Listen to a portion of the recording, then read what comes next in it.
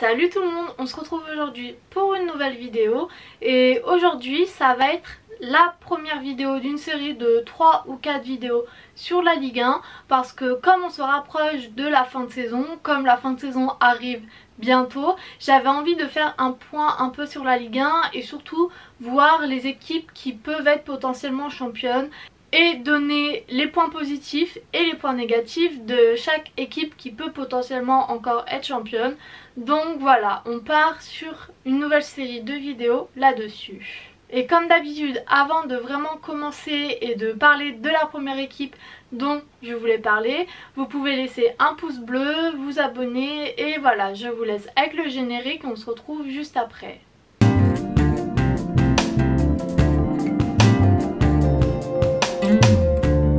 Alors comme vous l'avez vu dans le titre, j'avais envie de parler de Lyon parce que c'est vrai que sur ma chaîne j'ai beaucoup parlé de Paris, j'ai évoqué aussi Lille, mais c'est vrai que je trouve que j'ai pas assez parlé de Lyon et pourtant Lyon fait une bonne saison en Ligue 1, donc j'avais envie de commencer cette série de vidéos avec Lyon. Donc dans un premier temps, je vais commencer par les points positifs de cette équipe et après on viendra sur la forme mais un peu les points négatifs de cette équipe. Pour moi ça va un peu ensemble. Donc voilà, on est parti pour les points positifs. Alors pour les points positifs concernant Lyon. Alors déjà Lyon ne joue pas l'Europe. Donc par rapport à Paris par exemple, ils ont moins de fatigue parce qu'ils ne jouent pas la Ligue des Champions, l'Europa League, ils ne jouent pas tout ça. Donc c'est vrai que depuis le début de saison, ils ont moins de fatigue, ils ont moins de matchs. Donc ça compte. Dans une saison comme celle que l'on connaît cette année, ça va beaucoup compter je pense. La fatigue elle est beaucoup moins présente à Lyon par exemple. Et pour moi c'est un des gros points positifs à Lyon. C'est vraiment le fait que Lyon a forcément moins de matchs que Paris. Par exemple, et même de Lille à un moment ils avaient moins de matchs par semaine que Lille. Donc oui, pour moi le gros point positif pour Lyon c'est qu'ils n'ont pas de match de Ligue des Champions, d'Europa League. Après oui, c'est à relativiser parce qu'avec la Coupe de France qui arrive, c'est aussi c'est un moyen pour Lyon de remporter un trophée, donc c'est un grand objectif de Lyon aussi. Mais voilà, premier point positif pour Lyon, c'est le fait qu'au niveau du calendrier, depuis le début de saison, ils ont forcément eu moins de matchs que les autres concurrents au titre que sont Paris et Lille. Ensuite, le deuxième point positif de cette équipe, c'est vraiment l'effectif. On a vu qu'à tous les postes, il y avait quand même pas mal de rotations possibles, que Memphis Depay en attaque et en tant que capitaine savait très bien mener cette équipe, savait marquer, savait très bien mener l'équipe tout simplement. Depay c'est un joueur que j'aime vraiment beaucoup et oui je trouve qu'à Lyon il fait un bon travail. On a vu durant le début de saison qu'il était là tout le temps, qu'il était présent à tous les matchs. Donc voilà, pour moi oui, le point positif de Lyon c'est l'effectif. On a vu Lopez, je pense que sa qualité en tant que gardien n'est plus à prouver. En défense, comparé à l'année dernière, je trouve que ça va mieux. Beaucoup mieux, je ne sais pas, mais en tout cas ça va mieux. J'ai l'impression que la défense est plus solide quand je regarde Lyon jouer. Donc voilà, ça va mieux en défense. Et au milieu, ça marche aussi très bien. C'est vrai qu'en ce moment, et je reviendrai à la fin de cette vidéo sur ce point là, en ce moment ça va un peu moins bien, mais on a vu en début de saison que le milieu avec Lucas Paqueta ça allait plutôt pas mal.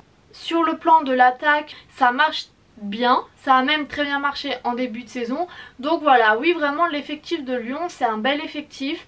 Rudy Garcia, j'avais des doutes et j'ai encore des doutes sur Rudy Garcia en tant que coach, mais force est de constater que pour l'instant ça marche plutôt bien. C'est pas parfait et Rudy Garcia je pense qu'il y a pas mal de critiques sur lui, mais pour l'instant ça marche.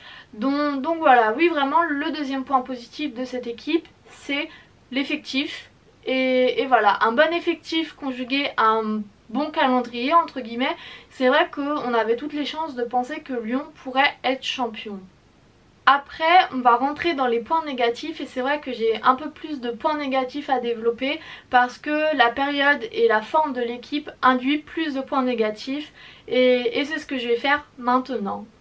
Donc les points négatifs déjà, j'ai parlé du calendrier et du fait que l'équipe serait plus en forme que Paris et Lille. Alors sur le papier c'est vrai, mais dans les faits on voit que ces derniers temps l'équipe a un peu plus de mal. J'ai trouvé que Memphis Depay par exemple était fatigué, avait plus de mal à créer de l'impact dans le jeu, à être décisif dans le jeu lyonnais. Et donc si Memphis Depay a du mal, bah, c'est plus compliqué pour l'équipe. Et en plus ce n'est pas que Memphis Depay, le milieu Lucas Paqueta c'est un peu difficile aussi. En défense ça tient toujours assez bien, mais c'est vrai que défendre tout un match, on le voit généralement beaucoup ces temps-ci, ça ne marche pas. Donc oui, il ne faut pas s'attendre à ce que l'équipe réussisse à défendre sans marquer du tout, c'est très compliqué. Donc voilà, mon premier point négatif pour moi c'est que oui, à Lyon les joueurs paraissent très fatigués, et j'ai la transition parfaite pour mon second point. Mon second point négatif de cette équipe c'est que Rudy Garcia, j'en ai parlé avant, ne fait pas beaucoup de changements. On a vu qu'il y a des joueurs très talentueux qui se retrouvent sur le banc alors qu'ils ne jouent pas beaucoup, et que comme les joueurs sont fatigués, ils pourraient amener un peu de sang frais. Maxence Cacré par exemple, ça fait longtemps qu'on l'a pas vu jouer alors qu'il avait montré de belles choses, et dans un effectif où tous les joueurs montrent des signes de fatigue, je pense que faire une rotation à un certain moment contre des plus petites équipes, peut-être, je ne pense pas à ce qu'on change totalement d'effectif face à Paris, mais face à des plus petites équipes, pourquoi ne pas faire tourner, pourquoi ne pas amener Maxence Cacré sur le terrain. Donc voilà, pour moi le deuxième point négatif et la première critique qu'on peut donner à Rudy Garcia c'est cela, c'est qu'il ne change pas assez ses joueurs, il ne fait pas assez de changements. Quand on voit que c'est une saison particulière, que c'est une saison difficile pour les joueurs, garder le même 11 de départ à presque chaque match, ça me paraît un peu compliqué, voire vraiment insensé, parce que oui, les joueurs sont fatigués, oui, les joueurs ont une saison très bizarre, oui, les joueurs n'ont pas une saison habituelle. Alors si on a l'effectif sur le banc, si on a l'effectif pour changer, pour faire une rotation, pourquoi ne pas en profiter? Et face à ça, et ça sera mon troisième point négatif dans cette équipe, qui est lié à Rudy Garcia aussi, c'est pourquoi Rudy Garcia ne décide pas de changer de système. On a vu qu'en ce moment Lyon avait du mal. On a vu que Memphis Depay, Karl Toko Ekambi, Kadewere avaient du mal à marquer. Pourquoi ne pas changer de système pour passer sur un système qui marche un peu mieux?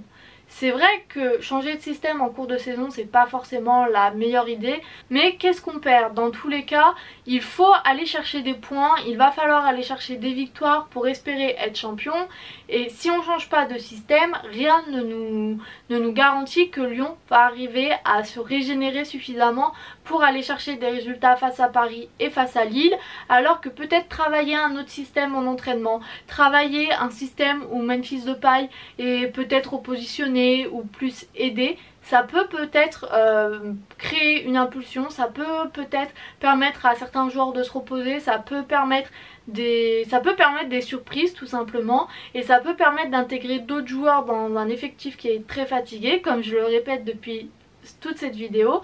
Donc voilà, oui, moi le troisième point négatif de cette équipe c'est qu'il y a vraiment un système particulier et on ne le change pas vraiment, on ne change pas les joueurs qu'il y a dans ce système, et quand on voit que les joueurs sont déjà fatigués alors qu'il reste 2 mois on va dire de compétition, ça me paraît un peu compliqué de penser que Lyon peut être champion. Pour moi c'est vraiment ce point qui va conditionner la fin de saison de Lyon. Si les joueurs arrivent à se régénérer, si on arrive à les mettre dans un système qui leur convient mieux, si voilà, si toutes ces conditions sont réunies, oui, Lyon peut être champion, peut remporter le titre face à Paris et Lille. Mais si ce n'est pas le cas, si on reste avec un Lyon qui me paraît fatigué, qui est très statique au niveau du système, je pense que ça va être très compliqué.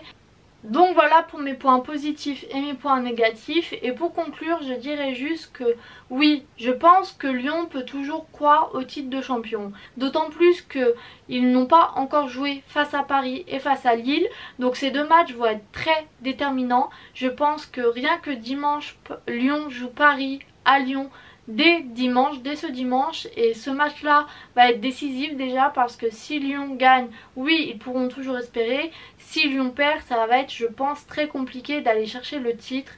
Après oui, ce match face à Paris va être décisif, mais d'un autre côté peut-être pas tant que ça, parce qu'on voit que Lyon a fait match nul le week-end dernier. On a tous pensé que Lille allait en profiter pour prendre son envol et pour distancier Lyon.